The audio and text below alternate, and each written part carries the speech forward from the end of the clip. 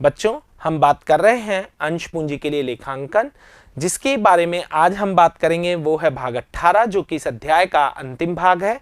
और इसमें हम बात करेंगे आपकी पाठ्यपुस्तक के अंकित प्रश्न संख्या 21 से लेकर 24 तक। तो आइए शुरू करते हैं आपकी पाठ्यपुस्तक का प्रश्न संख्या 21। अमित के पास 10 रुपए प्रत्येक के 100 अंश हैं, जिस पर उसने 1 रुपए प्रति अंश आवेदन राशि का भुगतान किया है। विमल के पास 10 रुपए प्रत्येक के 200 अंश हैं, जिस पर 1 रुपए आवेदन और 2 रुपए बंटन राशि का भुगतान किया है। इसके बाद में चेतन के पास 10 रुपए वाले 300 अंश हैं। इसने 1 रुपए आवेदन, 2 रुपए बंटन और 3 रुपए प्रथम मांग का भुगतान किया है। सभी अंशधारियों ने आगे की 2 रुपए की अंतिम मांग है उसका भुगतान नहीं किया है और निदेशकों ने इनके अंशों का हरण कर लिया। इन अंशों का पुनः निर्गमन 11 रुपए प्रति अंश पूर्ण भुगतान 11 रुपए लेकर पूर्ण भुगतान में प्राप्त किया है। व्यवहारों की रोजनामचा प्रविष्टियां करें। यहां पर आपको 3 अंशों के अंशधारियों का हरण करना है। अमित, जिसके पास 100 अंश है, उसने केवल आवेदन राशि चुकाई है। उसके बाद अगर बात की जाए विमल, जिसके पास 200 अंश है, उसने आवेदन और बंटन राशि का भुगतान किया है। तीसरा अंशधारी है चेतन, जिसके पास 300 अंश है, उसने आवेदन, बंटन व प्रथम मांग का भुगतान किया है, लेकिन द्वितीय मांग का भुगतान नहीं किया है। सबसे इंपॉर्टेंट बात, क्या हम इन 600 अंशों का हरण एक साथ कर सकते हैं? तो आपने यदि पूरे अंशों का पुनर्निर्गमन कर दिया है तो आप 600 अंशों का हरण एक साथ कर सकते हैं। तो यहां पर हम अंशों का हरण एक साथ करेंगे। हरण की प्रविष्टि की अगर बात की जाए तो हरण की प्रविष्टि बनेगी share capital account debit to share allotment to share first call to share second call to forfeited share. ये तो हरण की एंट्री है। अमाउंट किस तरीके से डालेंगे? 600 गुणा 8 रुपए। अब आप बोलेंगे ये 8 किस तरीके से आए, ये आपको समझना है। शेयर कैपिटल में हमेशा उतनी राशि डाली जाती है जो हरण तक मांग ली गई है। एप्लीकेशन पर 1 रुपए है, बंटन पर 2 रुपए है, प्रथम मांग पर 3 रुपए है, द्वितीय मांग पर 2 रुपए है। इन जब टोटल लगाते हैं तो इनका टोटल 8 रुपए आता है। इसका मतलब कंपनी ने अभी अंतिम मांग नहीं मांगी है। तो 600 को 8 से गुणा करने पर 4800 रुपए आता है।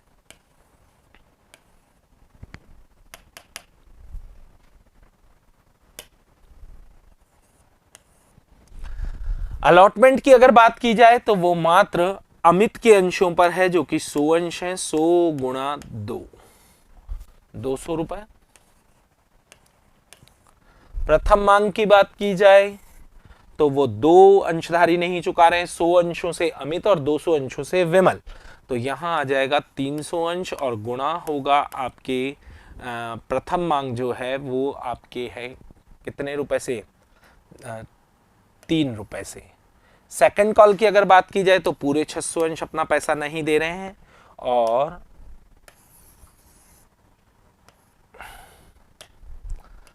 2 रुपए की किश्त बताई गई है। तो ये राशि होगी।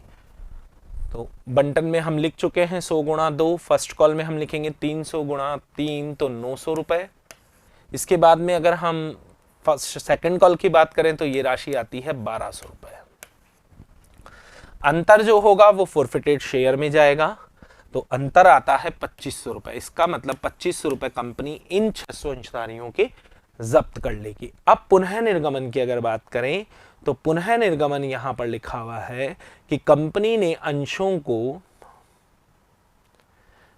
इन अंशों का पुनः निर्गमन 11 रुपए प्रति अंश पर पूर्ण भुगतान में प्राप्त करके किया। यानी कंपनी ने 10 रुपए का एक अंश 11 रुपए पर पूर्ण भुगतान का मतलब है कि अब कंपनी इनसे आगे की जो किश्त है वो नहीं लेगी। पूर्ण भुगतान, पूरा पैसा यहीं इनसे तो प्राप्त कर लिया है। तो 10 रुपए के एक अंश को 11 रुपए में जारी किया है तो 1 रुपया प्रीमियम यहां पर माना जाएगा। तो पुनः निर्गमन की जो प्रविष्टि होगी वो होगी bank account debit to share capital to securities premium. Bank में लिखा जाएगा 600 गुणा 11, शेयर कैपिटल में लिखा जाएगा 600 गुणा 10 और प्रीमियम में लिखा जाएगा 600 गुणा 1। तो यहां पर हो गया 6600, यहां पर हो गया 6000 और प्रीमियम में आ जाएगा 600 रुपए।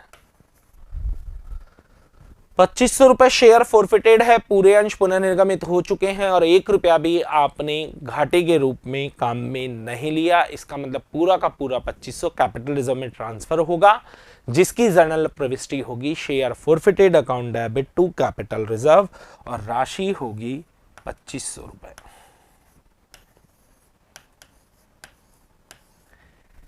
इसी के साथ आपका प्रश्न संख्या 21 पूरा होता है। अब बात करते हैं प्रश्न संख्या 22 की।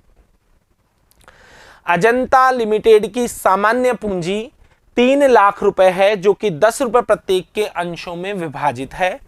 जनता को 20,000 अंशों के अभिधान के लिए आमंत्रित करती है। कंपनी के पास 3 लाख रुपए की 10 रुपए वाली पूंजी है, यानी कि 30,000 अंश है, लेकिन कंपनी ने निर्गमित कितने किए हैं? 20,000 अंश अभिधान के लिए आमंत्रित किए हैं, जो कि आवेदन पर 2 रुपए, बंटन पर 3 और शेष 2 रुपए 50 पैसे की 2 मांगों पर दे है, यानी 2 रुपए 50 पैसे प्रथम मांग पर और 2 रुपए 50 पैसे अंतिम मांग पर। कंपनी को 24,000 अंशों के लिए आवेदन प्राप्त हुए, जबकि आपने बाजार में 20,000 अंश प्रस्तावित किए हैं। 20,000 अंशों के आवेदकों को पूर्ण स्वीकार कर लिया, 20,000 आवेदनों को पूर्ण स्वीकार कर लिया और बाकी जो बचे उनको सभी को अस्वीकार कर दिया और उनकी राशि लौटा दी गई। यानी कि यहां पर यथानुपात बंटन का कोई विकल्प नहीं अपनाया गया है, बल्कि जितनी भी आधिक्य राशि आई थी वो सारी की सारी अंशधारियों को वापस कर दी गई। 600 अंशों पर अंतिम मांग छोड़कर सभी देय राशि प्राप्त कर ली गई, जो कि कानूनी औपचारिकताओं को पूर्ण करने के पश्चात हरण कर लिए गए। 600 अंशों ने अपनी अंतिम मांग, जो कि 2.5 रुपए से, वो नहीं चुकाई और कंपनी ने उनका हरण कर लिया। हरण किए गए अंशों में से 400 अंश को 9 रुपए प्रति अंश पर पुनर्निर्गमित कर दिया गया। आवश्यक रोजनामचा प्रविष्टियों का प्रलेखन करें और पूंजी आरक्षित में हस्तांतरित राशि और अंश हरण खाते का शेष दर्शाते हुए तुलन पत्र तैयार करें, यानी बैलेंस शीट भी आपको यहां पर बनानी है। बिल्कुल हम तैयार करेंगे। शुरू करते सबसे पहले 20,000 अंश और आवेदन 2 रुपए से है, लेकिन अति अभिधान में पहली प्रविष्टि 24,000 अंशों से होगी, तो 24,000 को जब 2 से गुणा करते हैं तो 48,000 रुपए की रकम आपको प्राप्त होगी, जिसकी जर्नल प्रविष्टि होगी bank account debit to equity share application 48,000।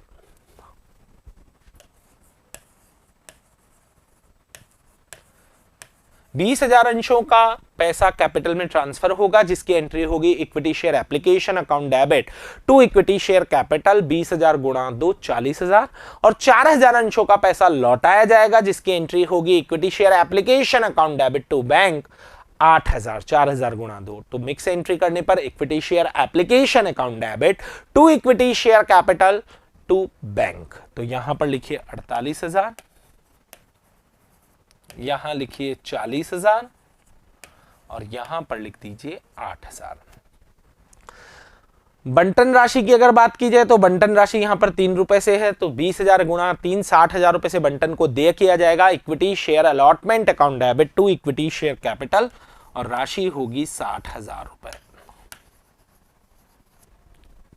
बंटन पूरा पूरा प्राप्त हुआ है, क्योंकि बकाया मांग केवल अंतिम मांग में है, तो बंटन को प्राप्त करने की एंट्री होगी bank account debit to equity share allotment और राशि होगी 60,000 रुपए।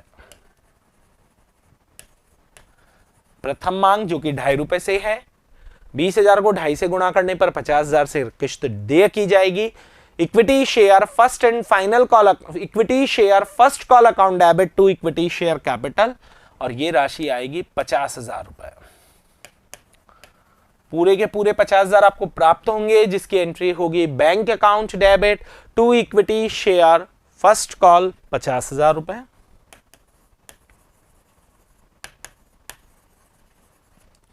फाइनल कॉल की अगर बात की जाए तो फाइनल कॉल भी 2 रुपए 50 पैसे से है, तो उसे ड्यू करने की एंट्री होगी equity share final call account debit to equity share capital 50,000 रुपए। लेकिन 600 अंश अपनी अंतिम मांग नहीं दे रहे हैं, तो 600 को 2.5 से गुणा कर ये राशि होगी 1,500 रुपए। 1,500 रुपए घटाकर 48,500 रुपए प्राप्त किए जाएंगे, जिसकी जर्नल प्रविष्टि होगी bank account debit to equity share final call 48,500।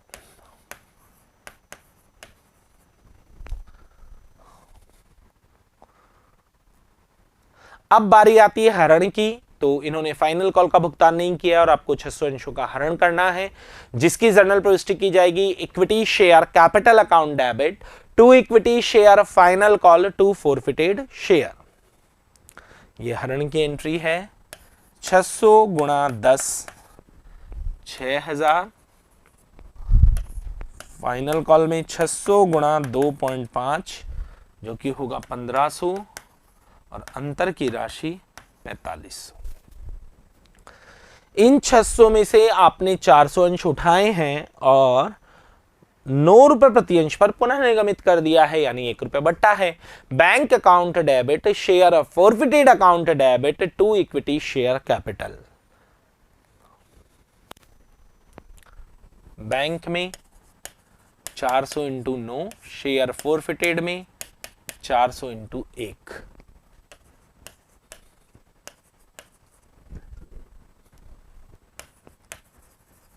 अब बात करते हैं पूंजी संचय की गणना की। पूंजी संचय की गणना करने के लिए यदि अंशों को पूर्ण रूप से पुनर्निगमित नहीं किया गया तो आपको अनुपातिक कैलकुलेशन करनी होगी। तो आइए पूंजी संचय की गणना के लिए हमने वर्किंग नोट तैयार किया है।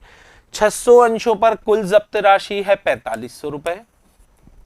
400 अंशों पर अनुपातिक जब्त राशि होगी 4500 बटा 600 इंटू 400, और जब ऐसा आप करते हैं तो ये राशि निकल कर आती है आपके 3000 रुपए। पुनः निर्गमन पर जो आपको हानि हुई है वो हुई है 400 रुपए। जैसा कि आपने देखा होगा यहां पर आपने शेयर फॉरफिटेड में 400 रुपए लिखा है, 400 गुणा 1, तो जो राशि बचेगी वो पूंजी संचय में जाएगी। ये हो गया आपका पूंजी संचय, जिसे चिट्ठे में रिजर्व एंड सरप्लस में शामिल करके दिखाया जाएगा, क्योंकि यहां पर आपको चिट्ठा भी बनाना है। तो आइए पहले इसमें अमाउंट डाल देते हैं। 2600 रुपए share forfeited to capital reserve की राशि होगी। अब बात करते हैं, आपको यहां पर तुलन पत्र बनाना है। तुलन पत्र कुछ इस तरीके से होगा। Equity and liability share holder fund में यहां पर दो मदें, शेयर कैपिटल और reserve and surplus. Reserve and surplus में तो हम कैपिटल रिजर्व को दिखाएंगे और शेयर कैपिटल में जो शेयर हमने इशू किए हैं उन्हें दिखाएंगे। असेट्स में करंट असेट्स के नीचे कैश एंड कैश इक्विवेलेंट को दिखाएंगे, लेकिन उसके पहले, इसको बनाने के पहले नोट टू अकाउंट्स आपको तैयार करना होगा। तो आइए नोट टू अकाउंट्स हमने तैयार किया हुआ है। जैसा कि सवाल में बता रखा है कि कंपनी के पास 30,000 इक्विटी शेयर 10 रुपए वाले, यानी कंपनी के पास 3 लाख रुपए की ऑथोराइज्ड कैपिटल है।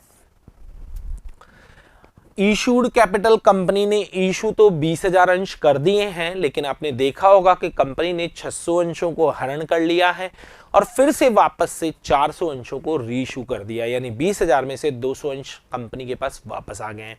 तो इशूड कैपिटल में अब आप लिखेंगे 19,800 इक्विटी शेयर 10 रुपए ईच, जो कि होगा 1,98,000। साथ ही साथ शेयर फॉरफिटेड खाते में जो राशि बची है वो अंश पूंजी में जोड़कर दिखाई जाएगी। अब अंश पूंजी खाते में, शेयर फॉरफिटेड खाते में कितनी राशि बची हुई है तो मैं आपको बता दूं कि आपने 400 रुपए का बट्टा दे दिया और 2600 रुपए कैपिटलिज्म में ट्रांसफर कर दिए, जबकि शेयर फॉरफिटेड कुल था 4500, यानी आज भी 1500 रुपए का शेयर फॉरफिटेड बचा हुआ है, वो आप इसमें जोड़ देंगे। जो 200 अंश बचे हुए हैं उनका पैसा बचा हुआ है, तो शेयर कैपिटल का अमाउंट हो जाएगा 1,99,500। रिजर्व एंड सरप्लस में आप दिखाएंगे कैपिटल रिजर्व जो कि है 2600 रुपए, और कैश एंड कैश इक्विवेलेंट को आप जोड़ लीजिए। जो टोटल बैंक का आ रहा है उन सारी मदों को आप ऐड कर लीजिए। तो अगर यहां देखें तो इक्विटी शेयर एप्लीकेशन में 48,000 प्राप्त हुए, इसे जोड़ लीजिए। इसके अलावा अगर बात की जाए तो बंटन में आपको 60,000 प्राप्त हुए, ये जोड़ लीजिए। प्रथम मांग में आपको 50,000 प्राप्त हुए, ये जोड़ लीजिए। इसके अलावा अंतिम मांग में आपको 48,500 प्राप्त हुए, ये जोड़ लीजिए। और अंशों का पुनः निर्गमन करने पर आपको 3600 रुपए और प्राप्त हुए, इसे जोड़ लीजिए।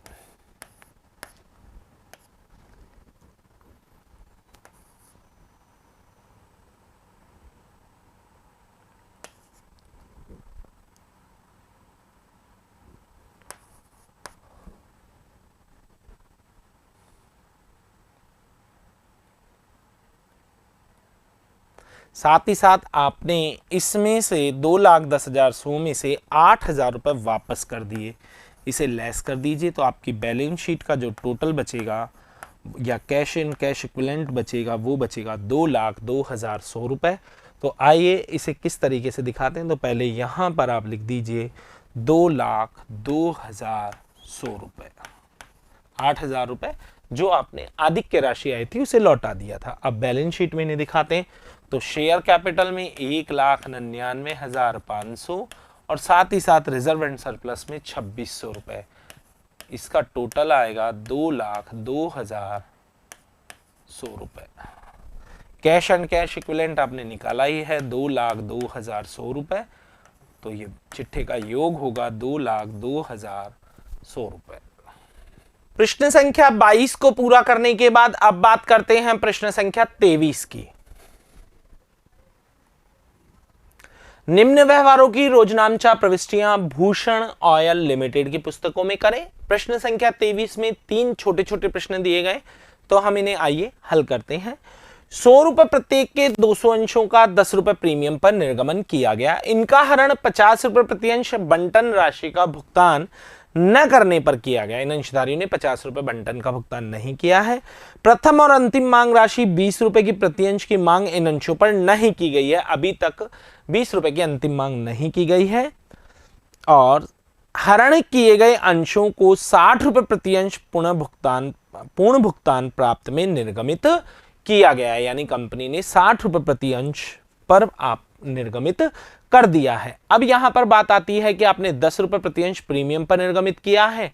सबसे इंपॉर्टेंट चीज यह है कि प्रीमियम प्राप्त हुई है या नहीं हुई है। तो यहां स्पष्ट तौर पर यह नहीं बताया गया है कि जो 10 रुपए प्रीमियम है वो कौन सी किस्त के साथ देय है। तो सूचना के अभाव में आपको यह मानना होगा कि यह बंटन के साथ ही देय है, और अगर ये बंटन के साथ देय है तो अंशधारी ने बंटन का भुगतान नहीं किया, और बंटन का भुगतान नहीं किया तो प्रीमियम का भुगतान भी नहीं किया। तो हरण की क्या प्रविष्टि बनेगी? Share capital account debit, securities premium account debit, to share allotment, to share forfeited. Share capital account debit, securities premium account debit, to share allotment, to share forfeited. Final call या फर्स्ट कॉल का नाम नहीं आएगा क्योंकि वो अभी तक company ने नहीं मांगी है। अंश कितने हैं? 200 अंश हैं और कंपनी ने अब तक 80 रुपए मांग लिए हैं। आप कहेंगे कैसे? क्योंकि स्पष्ट लिखा हुआ है कि 20 रुपए की किस्त नहीं मांगी गई है और प्रीमियम का इस शेयर कैपिटल वाले अमाउंट से कोई लेना देना नहीं है। तो 100 में से 20 घटा के यहां 80 लिख दें। 200 गुणा 10 ये प्रीमियम में लिख दें।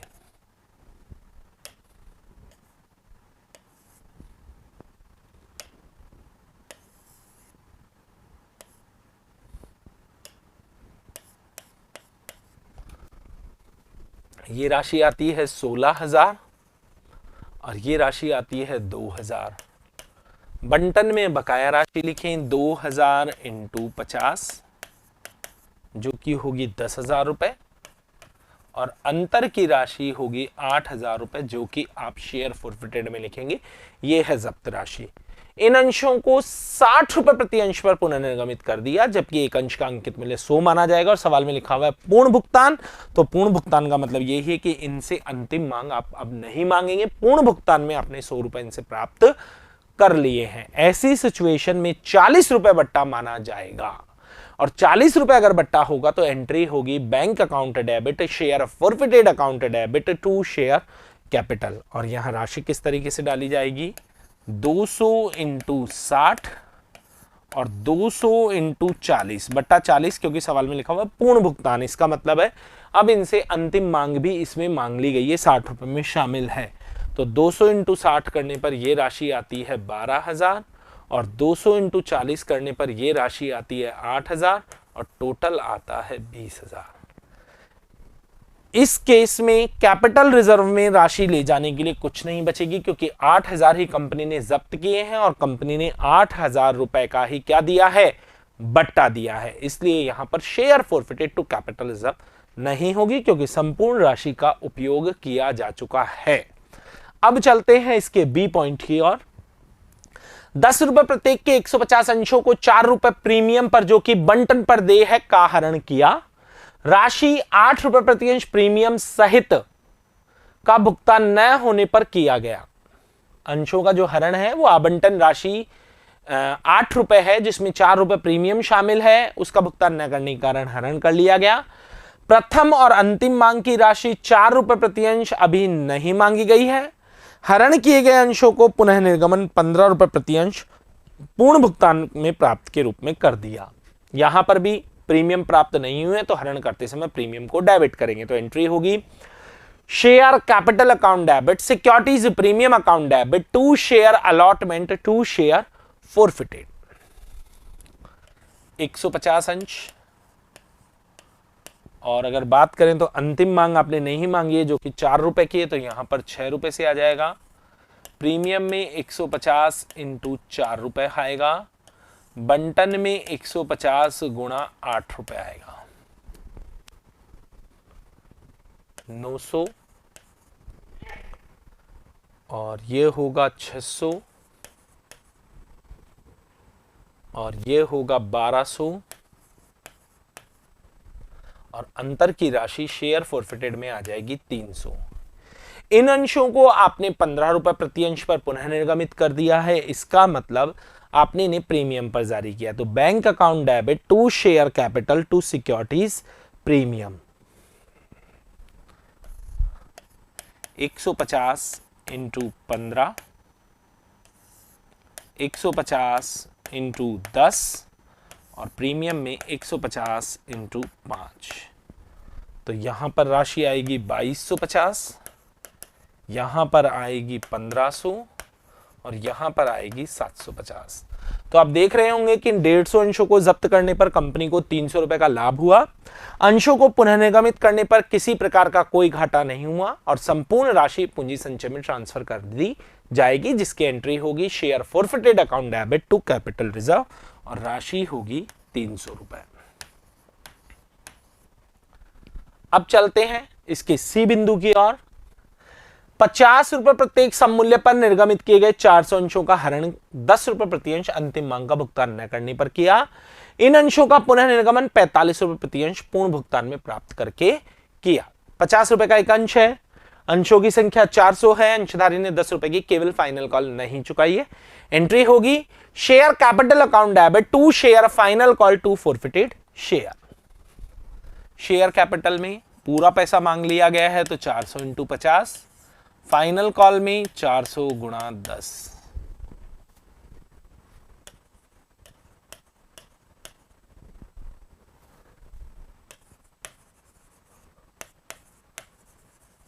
सोलह 16,000 अंतर की राशि शेयर फॉरफिटेड में ट्रांसफर कर दी जाएगी। इन अंशों के पुनः निर्गमन की बात की जाए तो इन्हें 45 रुपए प्रति अंश पुनः निर्गमित किया गया है। तो bank account debit share forfeited account debit to share capital, क्योंकि 5 रुपए बट्टा है जिसे किससे पूरा किया जाएगा, शेयर फॉरफिटेड से पूरा किया जाएगा। और पुनः निर्गमन पर कंपनी का बैंक बैलेंस बढ़ता है क्योंकि कंपनी को रकम की प्राप्ति होती है। तो 400 इंटू 45, 400 इंटू 5,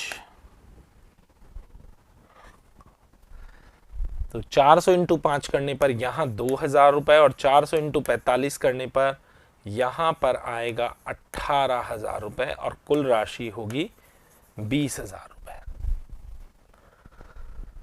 कंपनी को 16,000 रुपए का लाभ हुआ और कंपनी ने घाटे के रूप में 2,000 रुपए काम में लिए, तो अभी भी कंपनी के पास 14,000 रुपए अंशरण खाते में शेष बचते हैं, जबकि पूरे अंश पुनर्निर्गमित हो चुके हैं। इसलिए संपूर्ण राशि को कैपिटल रिजर्व में ट्रांसफर कर दिया जाएगा, और एंट्री होगी share forfeited account debit to capital reserve, और राशि होगी 14,000 रुपए।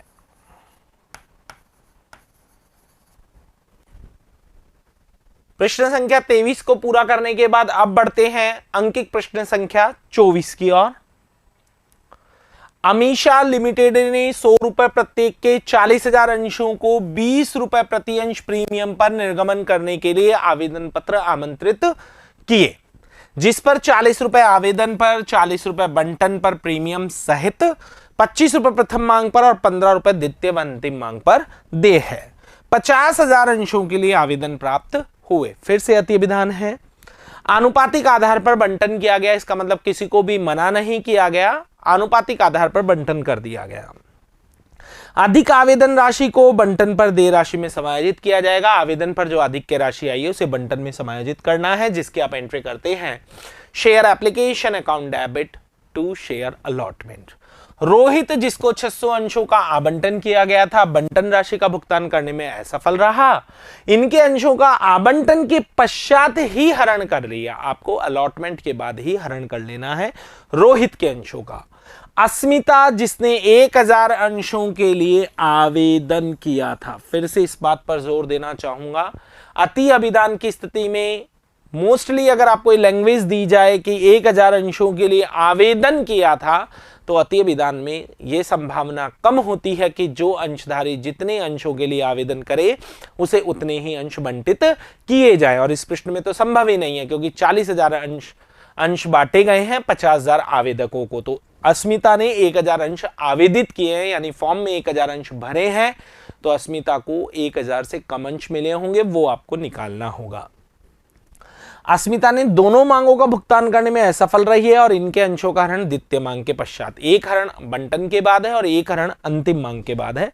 हरण किए गए अंशों में से 1200 अंशों को विक्रय कपिल को 85 रुपए प्रति अंश पूर्ण भुगतान में प्राप्त किया, जिसमें रोहित के सभी अंश सम्मिलित हैं। ये लाइन बहुत इंपॉर्टेंट है, क्योंकि इससे आपको पूंजी संचय की गणना में सुविधा होगी। आवश्यक रोजनामचा प्रविष्टियां करें। तो आइए शुरू करते हैं। सबसे पहले अगर देखा जाए तो 50,000 अंशों के लिए आवेदन प्राप्त हुआ है। 50,000 को 40 से गुणा कर और आवेदन की राशि प्राप्त करते हैं, जिसकी एंट्री होगी bank account debit to share application. 50,000 गुणा 40, तो ये राशि हो गई 20 लाख रुपए।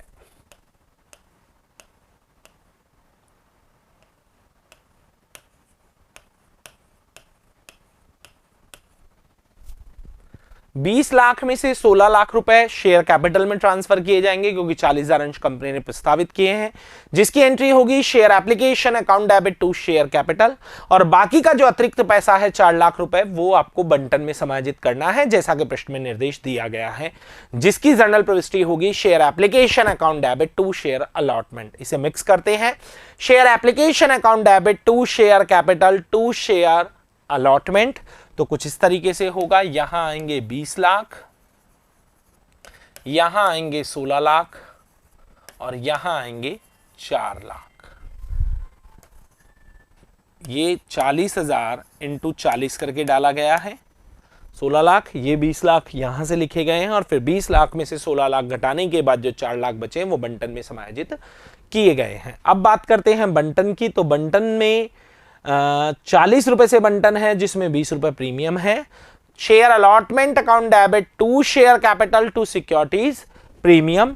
शेयर अलॉटमेंट में लिखा जाएगा 40,000 इंटू 40 रुपए, इसकी राशि होगी 16 लाख। 40 रुपए में 20 रुपए प्रीमियम है, 40,000 गुणा 20 और 40,000 गुणा 20, तो ये हो जाएगा 8 लाख रुपए शेयर कैपिटल और 8 लाख रुपए डाल दिए जाएंगे सिक्योरिटीज प्रीमियम में।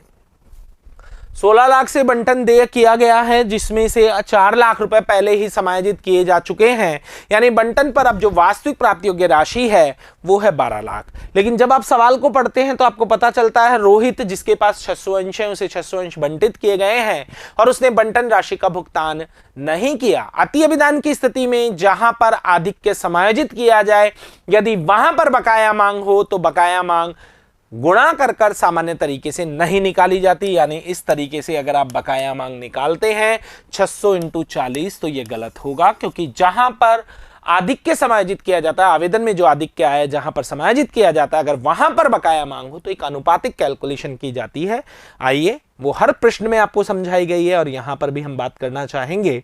बंटन की बकाया राशि, आप अगर उस फॉर्मूले पर या अनुपातिक राशि पर ध्यान दें तो अब जो राशि मिलनी चाहिए उसको, तो अब जो राशि मिलनी चाहिए वास्तविक प्राप्त योग्य राशि वो है 12 लाख इंटू बकाया अंश है 600 बटा निर्गमित अंश, उतने अंश जितने निर्गमित किए हैं। तो कंपनी ने जो अंश निर्गमित किए हैं उनकी संख्या है 40,000, और जब हम इन्हें हल करते हैं तो ये राशि निकल कर आती है 18,000 रुपए, जबकि वैसे गुणा करने पर अगर आप निकालते हैं तो ये राशि ज्यादा होगी क्योंकि इसमें आधिक्य का समायोजन नहीं है। तो कुल मिलाकर 12 लाख में से 18,000 रुपए आपको प्राप्त नहीं हुए हैं। इन्हें घटाकर बाकी की रकम आप प्राप्त कर सकते हैं, जो कि होगी 11,82,000 रुपए। बंटन की बकाया मांग 18,000 रुपए 12 लाख में से घटाने के बाद बंटन में प्राप्त होगी राशि 11,82,000, जिसकी जर्नल प्रविष्टि की जाएगी bank account debit to share allotment 11,82,000।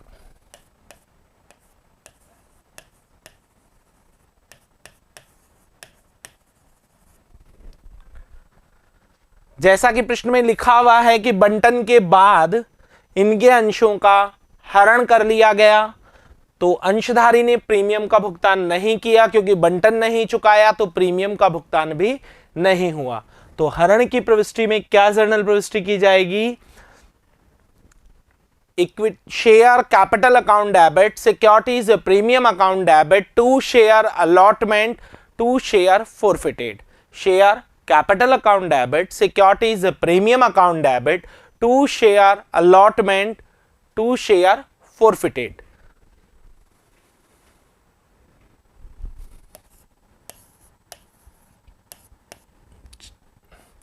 $600 गुणा 60 कैसे? तो अगर आप सवाल को जब देखेंगे, 40 रुपए आवेदन पर, 40 रुपए बंटन पर, यानी 80 रुपए मांगे जा चुके हैं, जिसमें 20 रुपए प्रीमियम है, तो यानी अंकित मूल्य के 60 रुपए मांगे जा चुके हैं। तो शेयर कैपिटल में मांगा गया अंकित मूल्य ही लिखा जाता है, तो ये रकम आती है 36,000।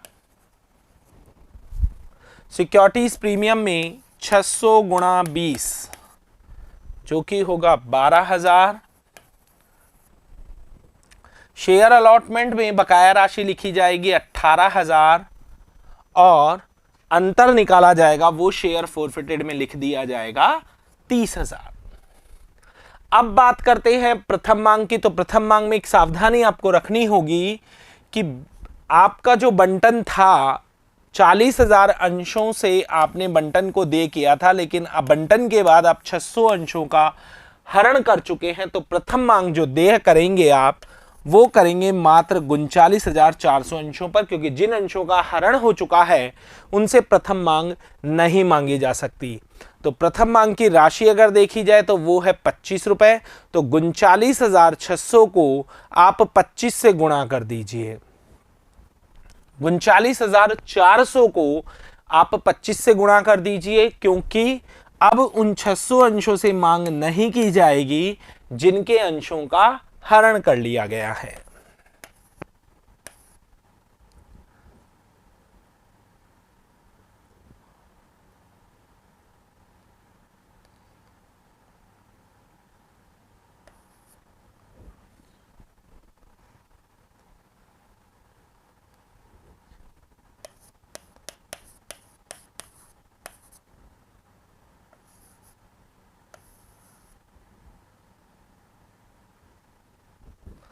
$9,85,000 रुपए से प्रथम मांग को देय किया जाएगा, जिसकी एंट्री होगी share first call account debit to share capital और राशि होगी 9,85,000।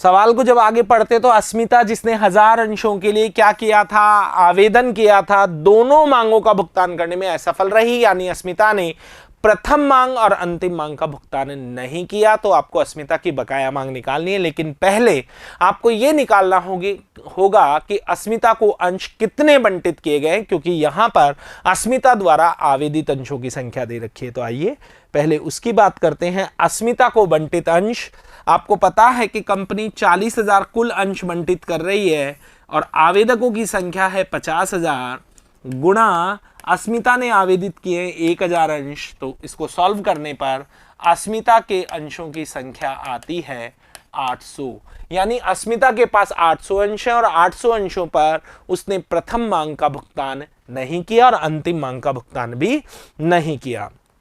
तो आपने प्रथम मांग को 9,85,000 से देय किया है। 800 अंशों पर आपको प्रथम मांग का भुगतान प्राप्त नहीं हुआ है। यहां नॉर्मल गुणा करके आप बकाया मांग निकाल सकते हैं, क्योंकि प्रथम मांग में किसी तरह का आधिक्य समायोजित नहीं हुआ है। और जब आप इसे सॉल्व करते हैं तो ये रकम निकल कर आती है 20,000 रुपए। तो 9,85,000 में से 20,000 रुपए घटाएं और 9,65,000 रुपए प्राप्त कर लें, जिसकी जर्नल प्रविष्टि होगी bank account debit to share first call 9,65,000। Final call की बात की जाए तो फाइनल कॉल कितने से? 15 रुपए से है।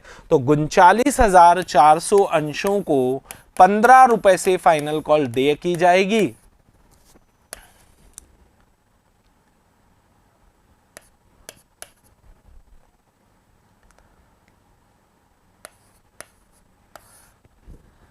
₹5,91,000 रुपए जो हैं वो आपके फाइनल कॉल के देय होंगे। तो यहां पर अगर बात की जाए तो share final call account debit to share capital, इसका अमाउंट होगा 5,91,000। अस्मिता ने अंतिम मांग का भुगतान नहीं किया है, तो 800 गुणा 15 करके आप अंतिम मांग की बकाया राशि को घटा दें। 12,000 रुपए।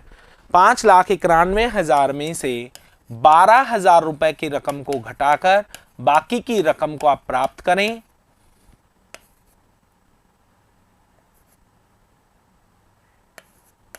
₹5,79,000 आपको प्राप्त होंगे, जिसकी जर्नल प्रविष्टि होगी bank account debit to share final call 5,79,000।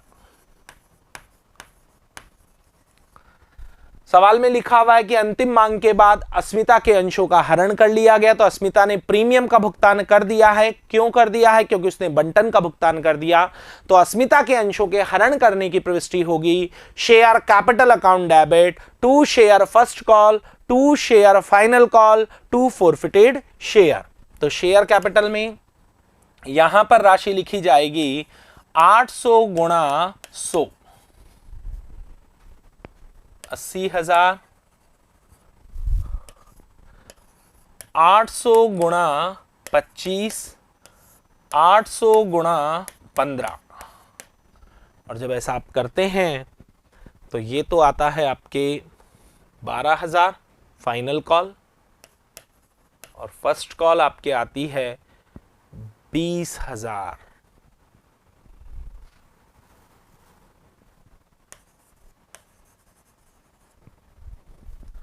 अब बात करते हैं फोरफिटेड की। तो फोरफिटेड में अंतर निकाला जाएगा, जो कि होगा 48,000 रुपए।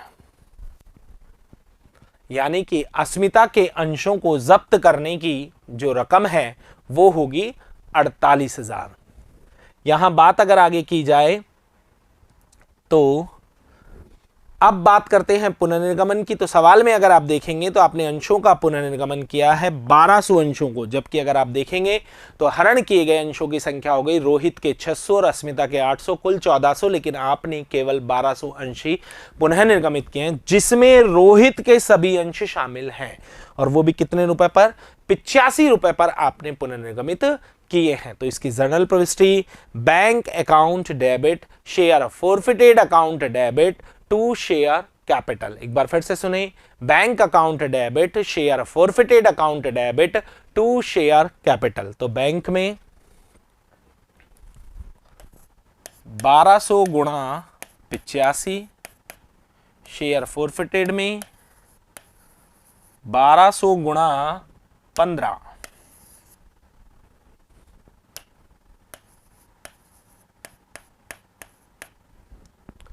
तो अगर राशि देखी जाए तो यहां पर आएगी 1,02,000 और यहां पर राशि लिखी जाएगी 18,000 और टोटल रकम आ जाएगी 1,20,000। जब पूरे अंशों का पुनः निर्गमन नहीं किया गया है तो पूंजी संचय की गणना करने के लिए आपको अनुपातिक कैलकुलेशन करनी होगी, आपको वर्किंग नोट का सहारा लेना होगा। तो आइए अब बात करते हैं पूंजी संचय की गणना। जैसा कि प्रश्न में कहा गया है कि जो 1200 अंश आपने पुनर्निर्गमित किए हैं उसमें रोहित के सभी अंश शामिल हैं। तो रोहित के अंशहरण का लाभ है 30,000, जिसे आप पूरा काम में लेंगे, क्योंकि रोहित के सभी अंश जारी कर दिए गए। ये रोहित के अंशों के हरण की एंट्री है और इसमें आपको शेयर फॉरफिटेड 30,000 नजर आ रहा होगा, तो इसे पुनः निर्गमन में पूरा काम में लिया जा सकता है। जबकि अस्मिता के अंशों के हरण का लाभ है 48,000 रुपए, लेकिन अस्मिता के सभी अंश पुनः निर्गमित नहीं हुए। अस्मिता के 800 अंशों में से मात्र आपने 600 अंश पुनः निर्गमित किए हैं, क्योंकि कुल 1200 किए हैं जिसमें रोहित के 600 अंश शामिल हैं, तो फिर अस्मिता के भी 600 अंश ही शामिल है। तो अस्मिता के अंश हरण का लाभ है 48,000, 800 अंशों पर 48,000 लाभ है, तो 600 अंशों पर कितना होगा? और जब आप इसे हल करते हैं तो ये रकम निकल कर आती है 36,000। इसका कुल योग हो गया 66,000। अब बात करते हैं पुनः निर्गमन पर हानि। तो पुनः निर्गमन पर आपको हानि हुई है 18,000 की। 66,000 में से 18,000 रुपए लेस कर दें और जो शेष बचेगा वो होगा आपका पूंजी संचय, जो कि होगा 48,000। तो इसकी जर्नल प्रविष्टि होगी share forfeited account debit to capital reserve 48,000 रुपए।